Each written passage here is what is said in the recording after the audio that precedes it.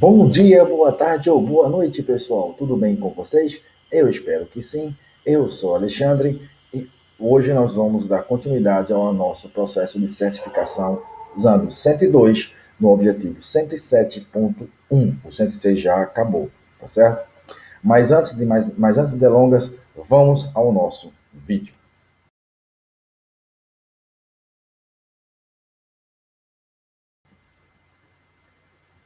Bom, primeiramente, nós, como fazemos sempre no vídeo de certificação, nós vamos ao site oficial da LPI, e aí eu queria que vocês levassem esse objetivo muito a sério, porque esse é um dos objetivos de maior peso. Esse e o próximo são os dois maiores pesos da certificação, 102, tá? Ele tem peso 5, manutenção de usuários e grupos de sistemas e usuários comuns, tá certo? Descrição. Candidatos deverão ter habilidade para adicionar, remover, suspender e mudar contas de usuários. Áreas de conhecimento. Adicionar, modificar e remover usuários e grupos. Manutenção de usuário e grupo e com a informação de senha e banco de dados de grupo. Criar e dar manutenção a contas especiais e limitar contas, tá certo? Esse é o nosso objetivo de hoje. Tá? Vamos ter essa nossa agendinha que a gente vai trabalhar isso aqui hoje. Tá? Tem uma série de comandos que está aqui embaixo, quem quiser pode pausar o vídeo e olhar. Está no site oficial da LPI, quem quiser é só ir no lpi.org e você vai encontrar essas informações.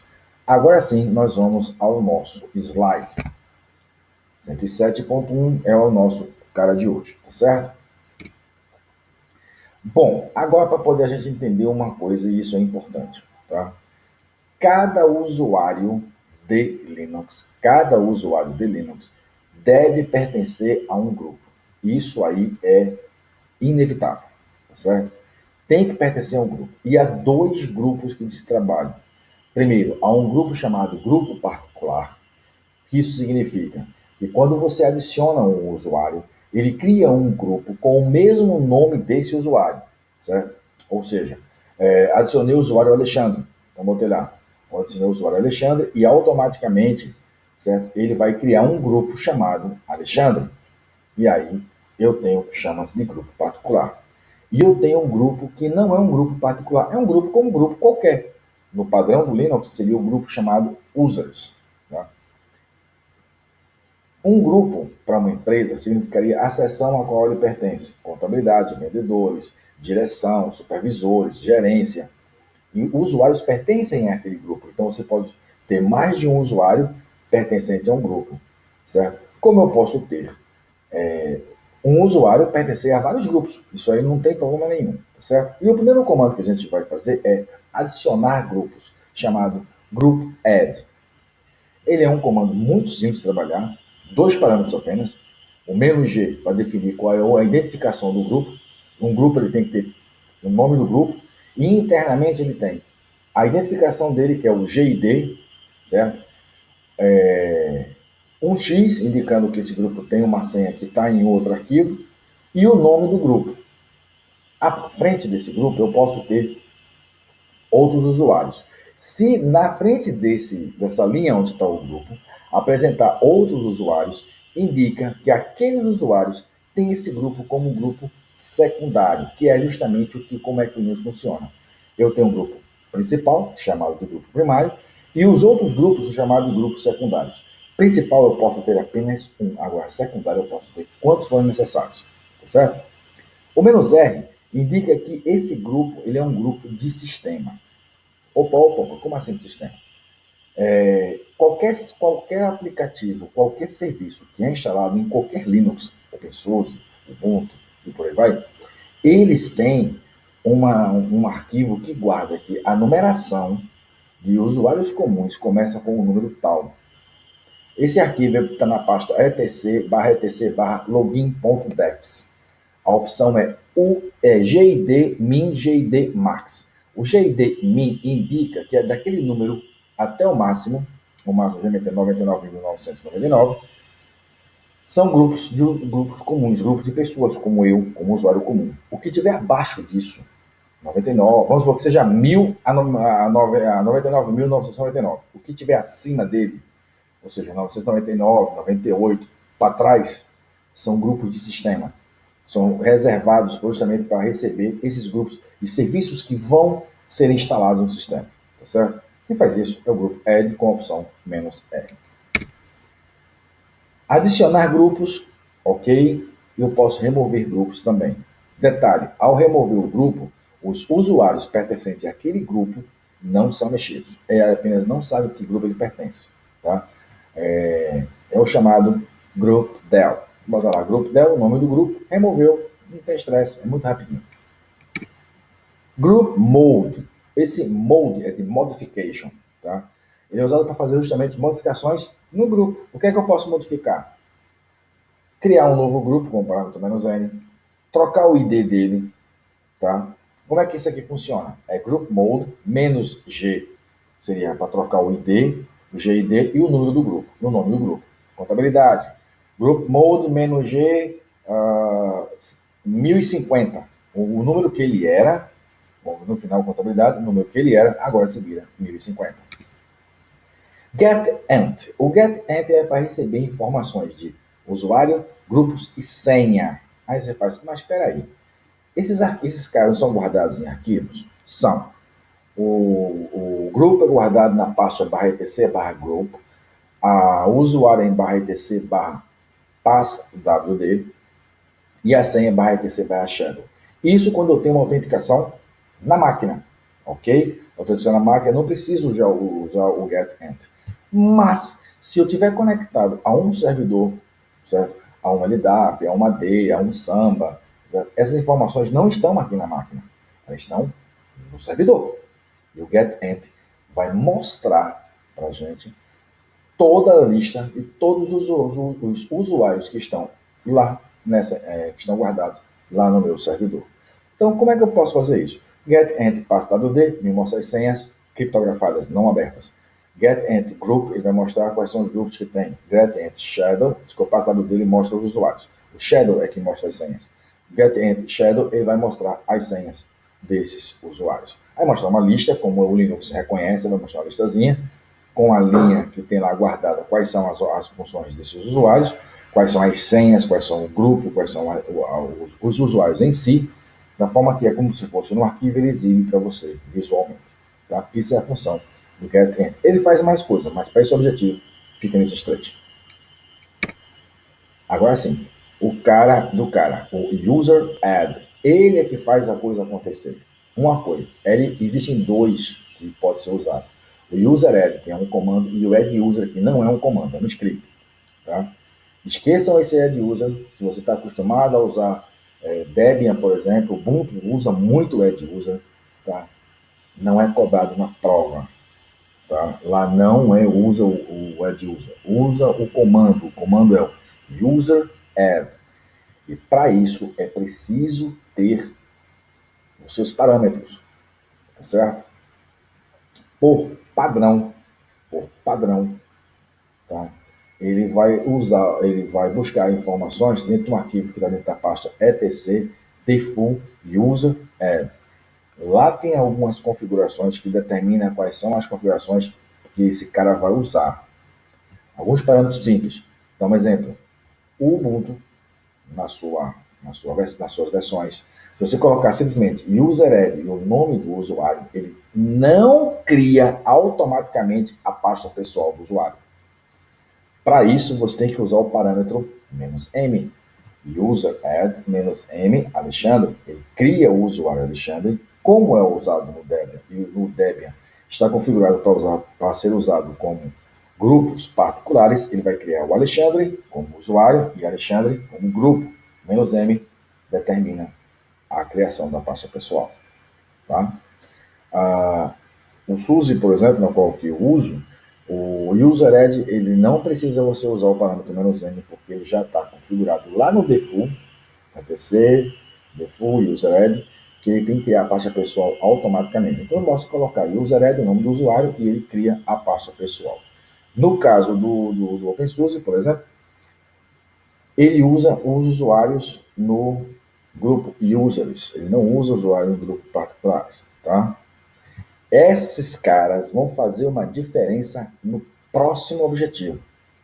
O próximo objetivo vai definir grupo particular ou grupo users, ou qualquer outro que você utilizar, mas vamos focar nesses dois que é cobrado na LPI. Vai fazer uma diferença lá no próximo objetivo, que eu chamo de falando sobre permissões. Então, o parâmetro "-d", certo? No padrão, o que é que acontece? A pasta pessoal do usuário em barra home em barra o login do usuário. Se eu usar o parâmetro "-d", eu posso mudar aonde essa pasta pessoal desse usuário pode estar. Tá? "-e", eu digo qual é uma data no formato ano, mês, dia, qual é o formato que aquela data, que aquela conta, ela vai se expirar. O "-g" minúsculo, eu digo o seguinte, olha, eu criei um grupo, fui lá em user, em Group Add, coloquei Group Add contabilidade. Vou adicionar um usuário. User Add menos M, vamos botar assim, a regra que a LPI cobra, User Add menos M, menos G, contabilidade, espaço, Alexandre. Então ele cria um usuário, chamado Alexandre, o menos "m" faz ele criar a pasta pessoal, o menos "g" minúsculo diz que ele pertence a um grupo principal chamado contabilidade. E aí ele adiciona isso automaticamente. Ah, mas eu quero adicionar o grupo primário junto com o grupo secundário. Não tem problema. O G minúsculo é o primário. O G maiúsculo seria o grupo secundário. Um detalhe importante de uso. Os grupos secundários são separados por vírgula. Não coloque espaço. Se você colocar um espaço, ele vai vai entender que é um outro parâmetro que ele vai querer usar. Por exemplo, eu sou um gerente. Então, user add menos M menos G minúsculo, gerente menos G maiúsculo. Sou gerente de quem? Eu sou gerente dos vendedores. Então, menos G maiúsculo, vendedores. Seria um grupo chamado vendedores, na qual eu também posso ver dados criados por esses vendedores, que também acaba sendo um objetivo, tá certo? O parâmetro "-p", e aqui está em desuso, não faz isso, tá? Você pode informar qual é a senha, assim que você criar o usuário, você bota "-p", gera uma chave criptografada, tá? usando o crypt, e você informa qual é a senha que é usada. Isso não é mais usado, mas está no comando, tá? Uma outra coisa, toda vez que a máquina inicia, quando ela abre uma tela para você, seja gráfico ou texto, eu preciso ter um shell associado. De vídeos atrás eu falei sobre isso. Então eu tenho um shell associado, eu tenho um ambiente de trabalho associado, tá certo? No padrão, ele vai usar o que está lá em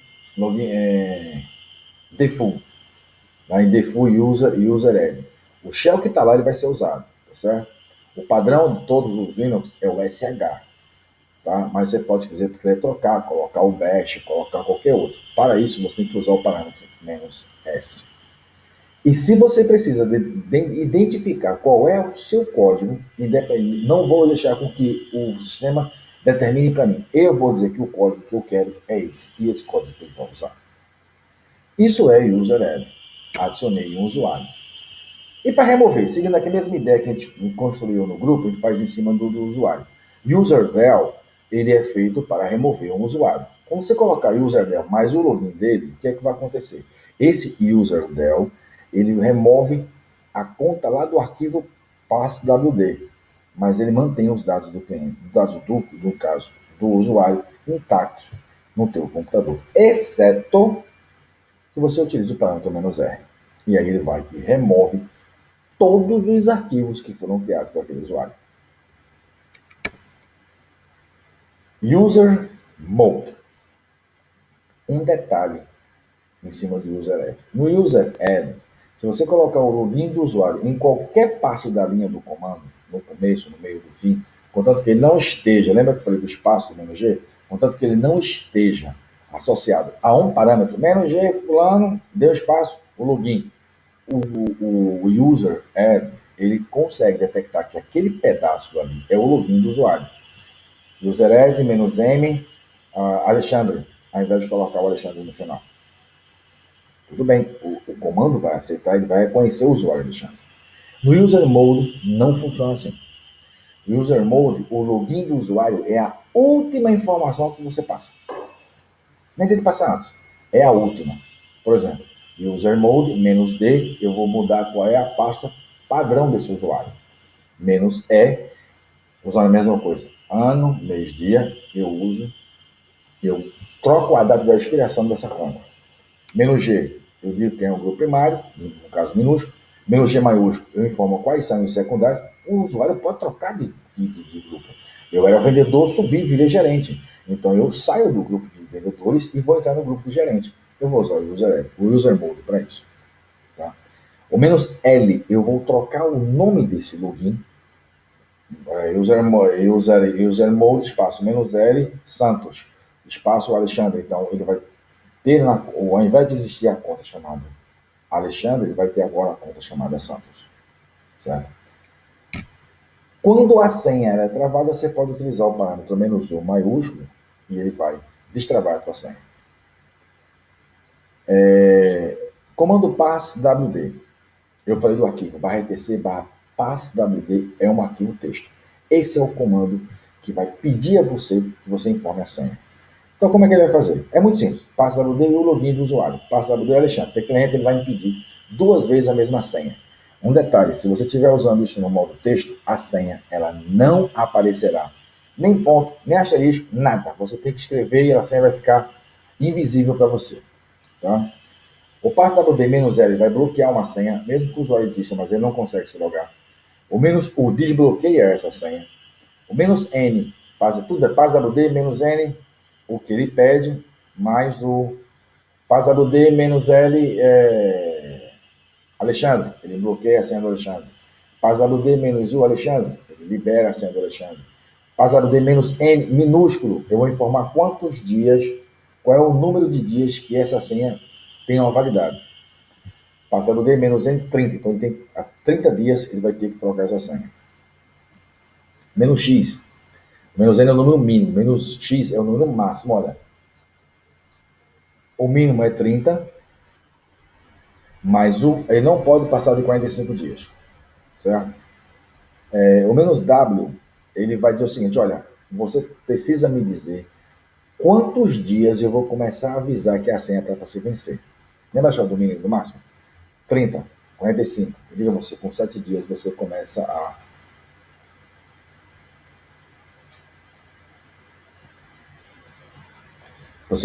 a avisar o usuário, tá certo? Menos S, ele vai mostrar o status da senha. Que status é esse? Está ok, se não está ok, se está bloqueado, se não está bloqueado, certo? O CHAGE é para ele fazer modificações no que o passador fez. Change age.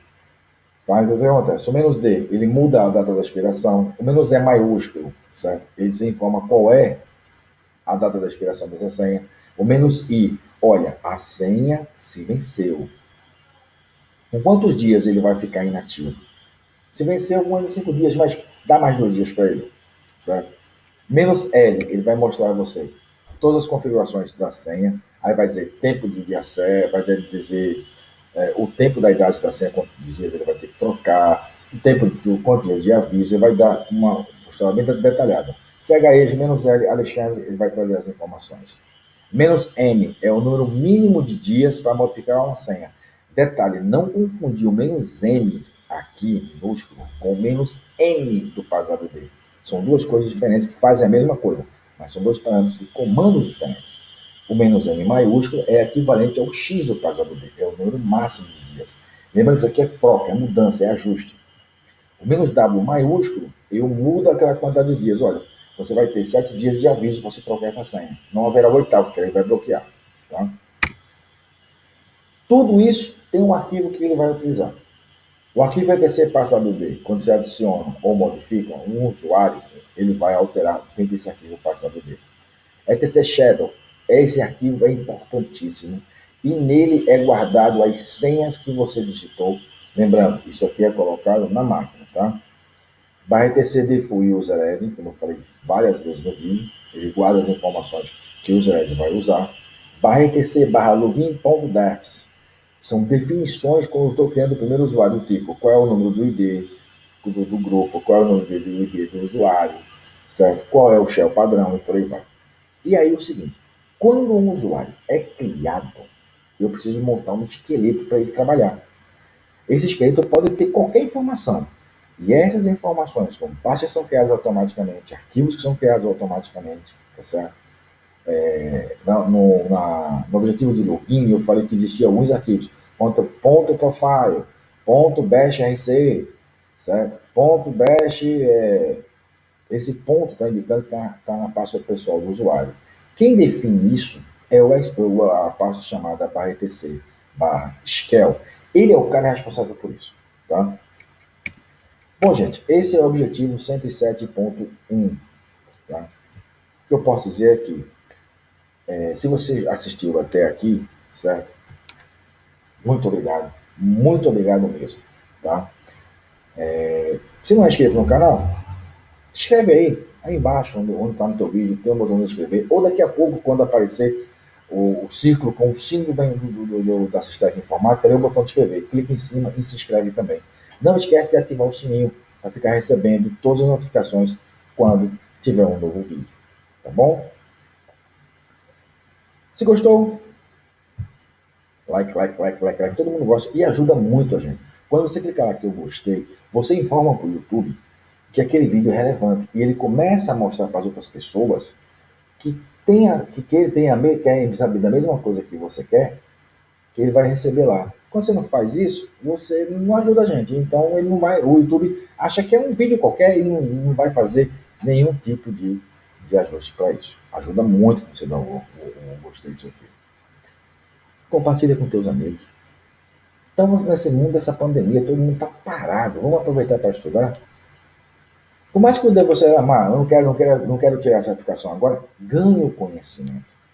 Deslimite-se, vou usar até um jargão de uma empresa de uma faculdade, tá certo? Ponha Jesus no seu coração. O que eu tenho a dizer aqui. Um abraço, até o próximo vídeo.